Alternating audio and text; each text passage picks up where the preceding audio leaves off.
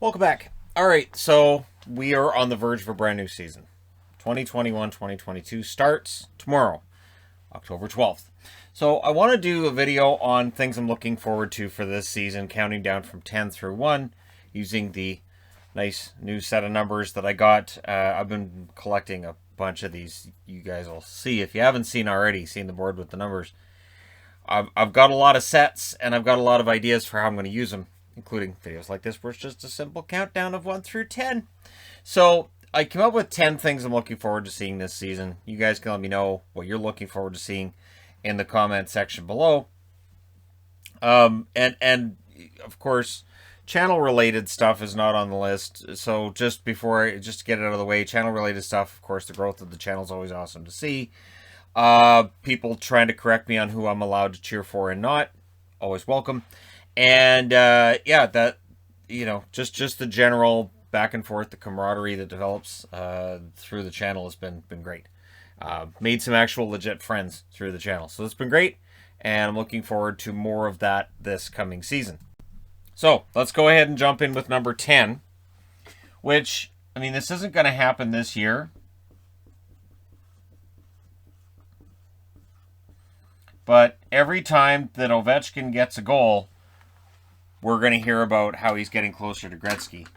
You know what? I will use the other marker. All right, that works better. So yeah, Ovechkin's pursuit of Gretzky's record. Right now it's a little bit perilous because he's injured, but it's just considered day-to-day, shouldn't be long-term. Ovechkin never misses much time anyways. So yeah, the chase of Gretzky, I think he has a good opportunity to end up passing him. I haven't done an updated version on the video of him potentially passing Gretzky because I don't think much has changed since the last time I did a video on that.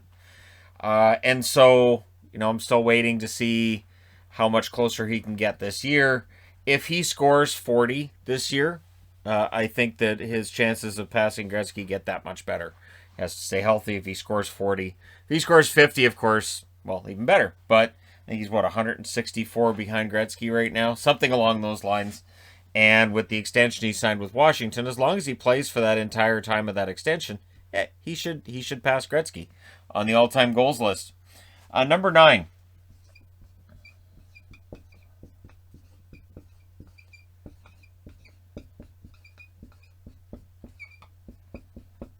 Quest for 3 straight.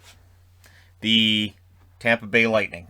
So I should put cups here because people are going to skip to the end and go 3 straight what? So 3 straight cups for Tampa. Can they do it? And that would make them a dynasty, right? 3 out of 4 is considered a dynasty. 3 straight absolutely gets that done. And it's bragging rights to do something that we haven't seen since the early 80s. So throughout the season, I'll keep an eye on how Tampa's doing. Of course, they absolutely should be a playoff team. That should be a given. But then it's a matter of, are they going to be contenders? And the weird part being that last year going into the playoffs, well, they were on the road against Florida, and then they were on the road against Carolina. And, they had a long road trip, it was a short turnaround between the Cup in 2020 and the start of the 2021 season. And it felt like maybe that would end up hurting them. It didn't. Not at all. So we'll see if they can win 3 straight. But it is tough because you're playing a lot of hockey over a short period of time. And yeah, it's going to be interesting to see how things work out for Tampa. And a lot of their players are going to end up playing the Olympics as well. So we'll see how things go. Number 8. So this is kind of a combination. So trades in general, I love trades. They're so much fun. Trades have always been one of my favorite things in sports. I remember as a little kid, and you'd see, this guy was traded here for this, and even when I was like 8, 9 years old, I would still be looking at how players' stats were better or worse after a trade, and if they were traded twice in a year, what happened there and why they got traded. So Eichel being traded is going to be huge. But I have a question mark because we still don't know when it's going to happen or if, right?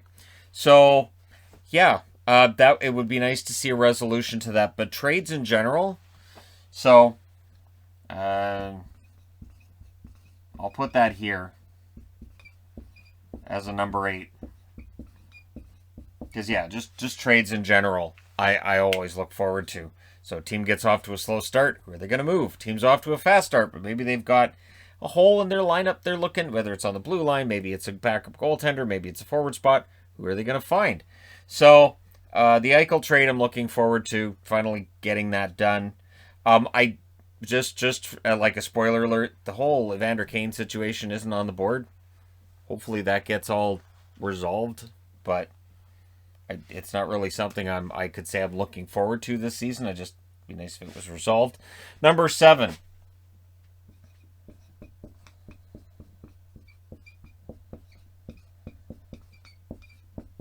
Seattle's firsts. One thing that I learned with the Las Vegas Golden Knights 4 years ago was how much fun it was to watch a team do all of their things the first time. The first road trip, the first homestand, just the first game, first preseason game even. And so with Seattle, I'm paying a lot of attention to that. That's why I was reviewing a lot of Seattle games for the preseason. Because it's the first time around for them, right? So it is a lot of fun. It's fun to see a team gain an identity. We'll see if they embrace like a Misfits type identity that the Las Vegas Golden Knights took on that first year, which definitely benefited them. Or, workman-like, maybe like a 1995-96 Florida Panthers type of environment that they create for themselves. I'm really interested to see how it works. I am hoping that at some point this season we see the border open up and then I can get down and get to a game in Seattle. The trick with that's going to be the cost is going to be it's going to be high. I looked at ticket prices and I'm pretty sure it's more expensive to go to the games in Seattle right now than to go to them in Vancouver. So, and that's with American money. I'm paying more because it'd be U.S. funds. So right now the Canadian dollar, last I looked, is like 78, 79 cents U.S. I think. So it adds up pretty darn quick. And yeah, so hopefully I can go down and watch one and then I can be like, hey, and this is my first of seeing a Seattle game live. And then if they lose, Seattle will tell me the same thing that other, like Arizona, you know what I'm talking about. I'm not supposed to watch Coyotes games this year. You'll be glad to know I don't have tickets to the Coyotes game this year, if you're a Coyotes fan. Because I watched them lose in Vancouver, and then I went down to Anaheim and watched them lose in Anaheim, too. So, Seattle's firsts are going to be a lot of fun to watch. Number 6. This is one I've been thinking of, and I honestly meant to mention it in previews, and I didn't. And it's the fact that there's 32 teams. So this is where the math nerd comes out. So you have 4 divisions of 8 teams, right? 32 teams. So there's nice. It's nice. It really it's a nice round number, and everything seems even and equal. And you've got 16 teams making the playoffs. So exactly half of the league now misses the playoffs, which means there'll be some sort of an expanded playoffs coming. That's my guess. There's been talk of maybe an expanded playoffs when we had 30 teams, so I can't see why there wouldn't be with 32. Gary Bettman doesn't want it. I don't think all of the owners want it, but there may be some that do, because if you had a wild card, there's extra revenues coming in, and the NHL, with what's happened over the last 18 months, they're definitely looking for more revenues. But with 32 teams, there's that nerd in me that realized something. So we had 30 teams, right? Until Vegas came in. So that means half of 30 is 15. So you couldn't have half of the league playing in any given night. Vegas comes in, well, that's 31. You can't have half of the league playing in any given night either. Well, now we have 32 teams, so you can have 16 teams playing and 16 teams that are off. For the first time since before the Columbus and Minnesota expansion, we can have half the league playing and half the league not. Because back then it was 28 teams, so you could have 14 playing and 14 not. So that's a long time. It's a long time since half the league didn't play when half the league did. And every time that I did a preview in the preseason where there was 8 games on the board, I went, this is cool. Half of the teams are playing and half of the teams aren't. So I'm just throwing that out there as one of those things that I think is kind of cool. I like the nice even number of 32, which is why I'm pretty convinced they'll end up doing another expansion, because why would you want it all to work out nice and even? Unless they go to 36. But even then you have 9 teams per division instead of 8. And then you have more teams out of the playoffs unless you have 9 teams in each conference make the playoffs. See, it gets to be kind of a pain if you go past 32, right? So I'm going to enjoy this because I think it's going to be fun. Number 5. So this is one that's going to be later in the year. And they're the storylines we cannot answer right now. So there's the Toronto Maple Leafs can't get out of the first round. Colorado can't get out of the second round. Vegas hasn't been able to win that Stanley Cup that's been elusive in the first 4 years of their existence. And as a Canucks fan, my heart aches for you. And Canucks and Buffalo combined more than 100 years of futility when it comes to the Cup. So the playoff narratives are always interesting to me. You have your teams that are stuck and can't get out of the first round or the second round. You have your teams that maybe they overachieve, they underachieve. And so those narratives are always really interesting to me because every year it is a clean slate. Every year anybody can win is what we get told. And then by the end of the playoffs, it's unusual to have a matchup between Stanley Cup teams in the final who haven't had a Stanley Cup before. So yeah, we'll see how this works. Islanders is another interesting playoff narrative. Final Four team twice in a row. Can they do it for a third straight year? So we'll see. Number 4.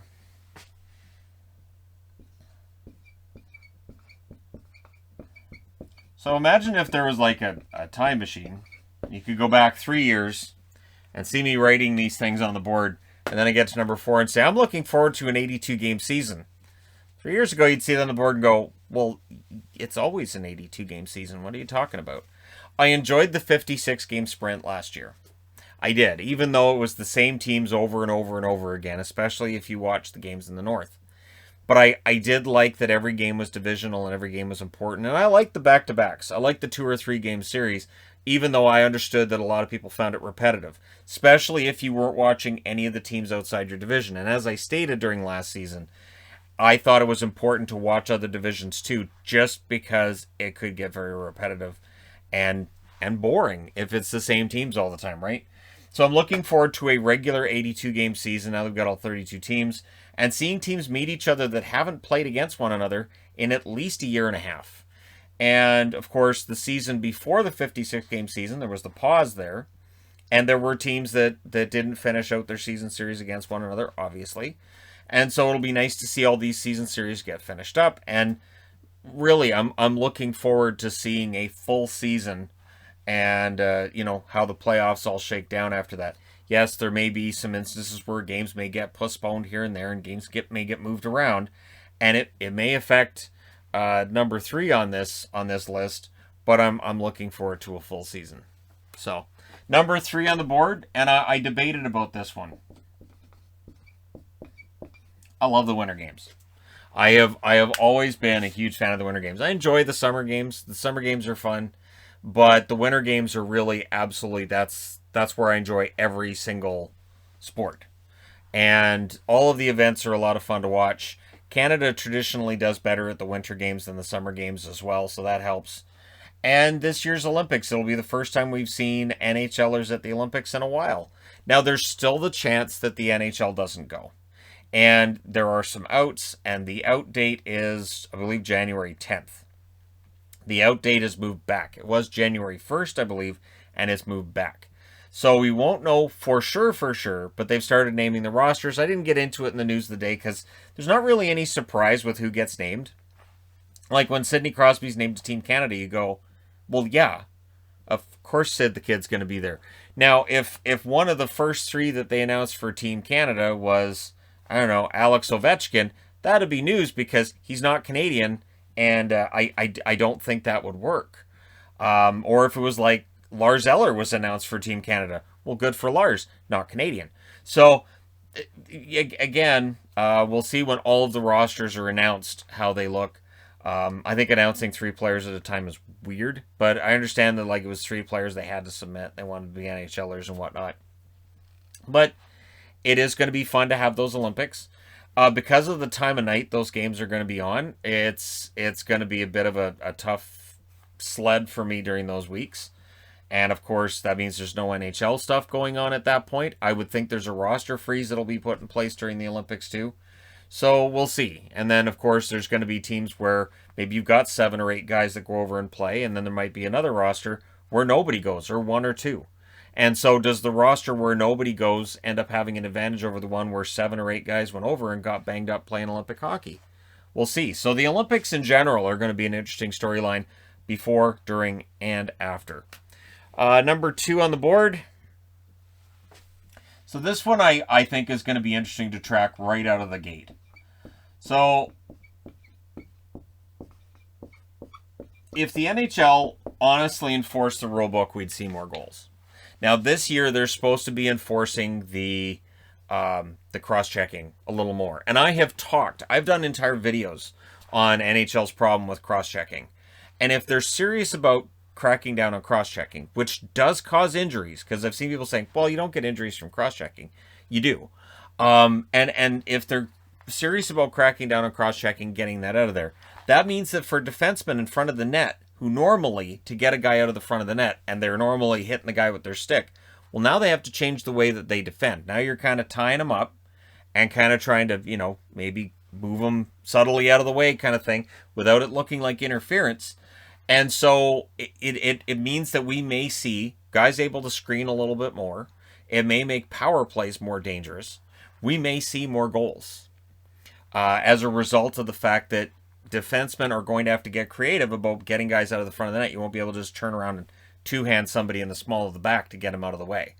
And honestly, I've been saying that from the beginning. Because when you're watching a game, and again, now we've got new fans coming in from Seattle, and so if you really haven't watched the game, and if you're listening to an announcer and they say, well, here's a cross-checking call. See, what happens here is he cross-checked him 3 times, but it's that 4th one. They called him on that 4th one because they really felt that was enough of that.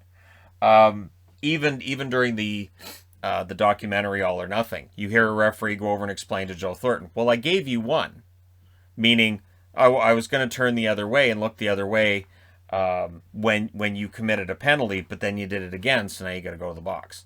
So, and that's kind of been the attitude about cross-checks. So the NHL wants to take that out, the cross-checking, they want it gone as much as possible, and it's going to open up the game.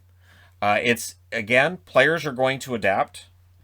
That's what happens. Because I remember we had this same argument back in the early 2000s about hooking and holding and just how awful. It just made the game so slow and so hard to watch. And people said, well, you can't take that out of the game because then we'll have 20, 30 power plays a night. And players that's going to drive the players crazy. Players adapted. When the rules are changed, the players will adapt and they'll adapt to this as well. So I do think we could see more goals as a result of the rules being enforced. And it could definitely cause a situation where, much like when we had that crackdown in the early 2000s, mid-2000s, when it came to the hooking and the holding and slashing and all that, it absolutely exposed that some of the better defensive defensemen, maybe they weren't as good as defensive defensemen, or maybe they weren't fast enough for the game. That got exposed as soon as they opened the game up a bit. So it is possible that by cracking down on all the cross-checks, it may cause certain defensemen to lose their value to the team. It may cause certain defensemen to maybe increase their value to the team. So we'll see. It's going to be interesting to see how that works with the cross-checks. So number 1 on the board.